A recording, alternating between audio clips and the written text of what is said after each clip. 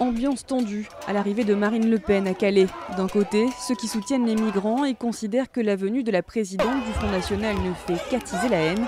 De l'autre, des habitants qui se sentent abandonnés et qui nourrissent beaucoup d'espoir en Marine Le Pen. Ils rentrent dans les maisons, ils s'installent, ils mangent. C'est pas du tout du racisme, hein. Mais il y en a marre, il y en a marre. Nos gosses peuvent plus sortir quand il fait noir, il y a de la sécurité totale. La seule politicien qui ose venir, c'est Marine. On n'en avait pas besoin, on n'a pas besoin d'elle, elle ne connaît pas les problèmes, ni les tenants et les aboutissants de tout ça, donc je vois pas ce qu'elle vient faire ici.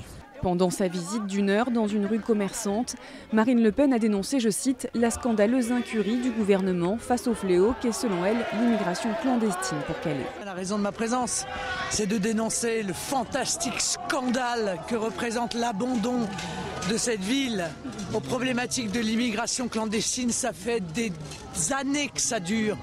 L'UMP, le PS ne font strictement rien.